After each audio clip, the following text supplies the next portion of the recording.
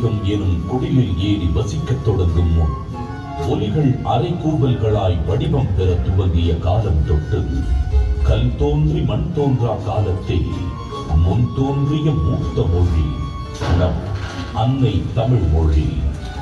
காலமெல்லாம் கடந்து நிற்கும் நம் தமிழ் மொழி உலகில் மிக பழமையான மொழி என்று கருதப்படுகிறது. மொழிகளுக்கெல்லாம் தாய்மொழியாக திகழ்ந்து தமிழரின் வரலாறு, வாழ்வியல், அறம், மாண்பு மற்றும் கலாச்சாரத்தின் அடையாளமாக விழுந்து வரும் அன்னை தமிழ் மொழியின் தொன்மையை அதன் பண்பாடு, இலக்கியம், சிற்பக்கலை, ஓவியக்கலை, கட்டிடக்கலை மற்றும் கல்வெட்டுகளில் காண முடிகிறது. 3 பிரிவுகள், 133 அதிகாரங்கள், மொத்தம் 1330 குறள்களில் இப்பாரினை அளந்து இவ்வுலகிற்கு இன்றியமையாத பொதுமறையை இயற்றித் தந்த தமிழ் தாயின் தலைமகன், வையத்துள் வாழ்வாங்கு வாழ்ந்த தெய்வ புலவர் திருமகனார் திருவள்ளுவர்.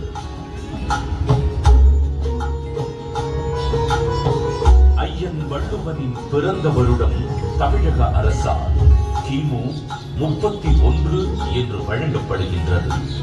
சென்னையின் மயிலாப்பூரில் வாழ்ந்ததாக கருதப்படும் இவர் காவிரி பாக்கத்தை ஒட்டி வாழ்ந்து வந்த மார்க் செயின்ட் என்பவரது மகள் வாசுகியை மணம் முடித்தார் என்றும் கூறப்படுகின்றது. தன்னை பற்றிய குறிப்புகள் மிக குறைவாகவே கிடைக்கப் பெற்றுள்ள போதிலும் தன் சொற்களால் தமிழ் கடத்தி சாதி மத வேதங்களை களைந்து மனிதத்தை உயர்த்தி பிடித்தவர் வள்ளுவர் திருமகனார்.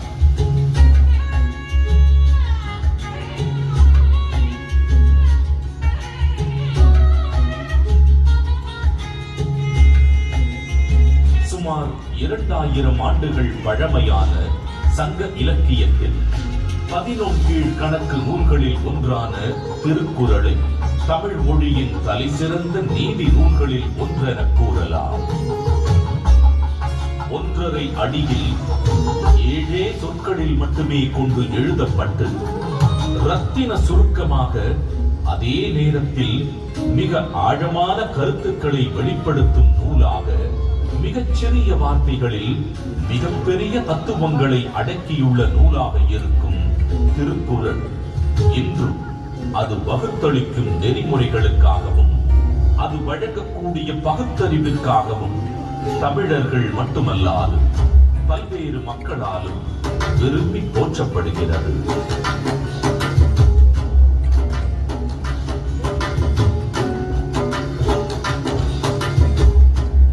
அறம், பொருள், இன்பம் என்று 3 பிரிவுகளாக அமைய பெற்றுள்ள திருக்குறளில் முதல் பகுதியான அறம் எனும் பிரிவு மனித ஒழுக்கத்திற்கு அடிப்படையான மெய்யியல் மற்றும் தத்துவார்த்த கோட்பாடுகள் நிறைந்துள்ளன.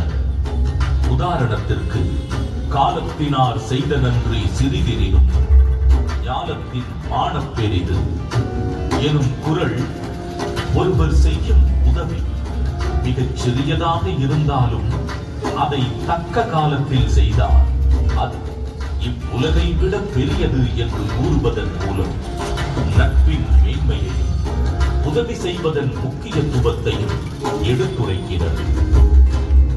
அடுத்த பிரிவான பொருட்பாலில் வாழ்வுக்கு தேவையான பொருளீட்டுதல், சுய மற்றும் சமூக முன்னேற்றத்திற்கான குறள்கள் இடம்பெற்றுள்ளன. உதாரணத்திற்கு, கற்க கசடர கற்பவை கற்றபின் நிற்க அதற்கு தக எனும் குறளில் கல்வியின் முக்கியத்துவம், கல்லாமையின் தீங்கு, பொருள் கூர்ந்து கற்றல், அதன் பின் அறவழி நடத்தல் போன்ற எக்காலத்திற்கும் பயன் பெறும் கூறுகள் இடம்பெற்றுள்ளன.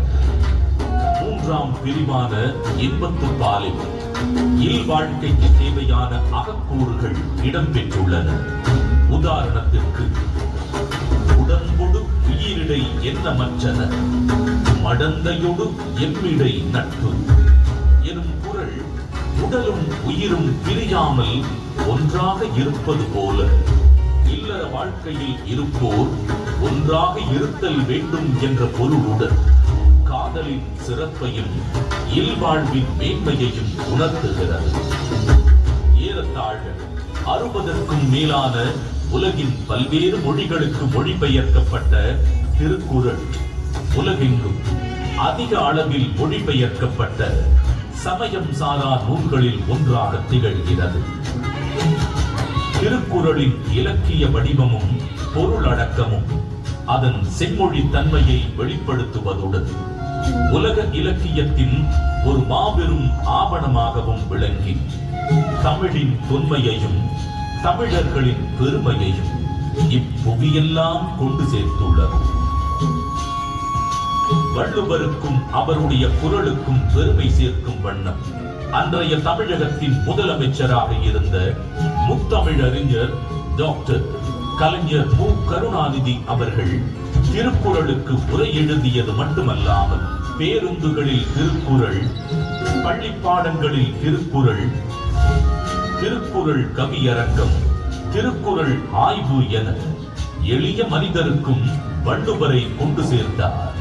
அவரது புகழை நிலைநாட்டும் விதமாக 1975 தொடங்கி பல இன்னல்களுக்கு பின்னர் 2000ஆம் ஆண்டு குமரி முனையில் 133 அடி உயரமுள்ள திருவள்ளுவர் கற்சிலையை திறந்து வைத்தார். இதைத் தொடர்ந்து குமரியில் உள்ள திருவள்ளுவர் சிலையின் வெள்ளி விழாவை முன்னிட்டு விவேகானந்தர் பாறை, வள்ளுவர் சிலை இவ்விரண்டையும் இணைக்கும் விதம் சுமார் 250 அடி நீளமுள்ள கண்ணாடி பாலம் தமிழக முதல்வர் மு. க. ஸ்டாலின் அவர்களால் திறக்கப்பட்டது. இந்தியாவின் முதல் கடல் மேல் கட்டப்பட்ட கண்ணாடி பாலம் இது என்பது வள்ளுவருக்கு மற்றொரு மணிமுடி.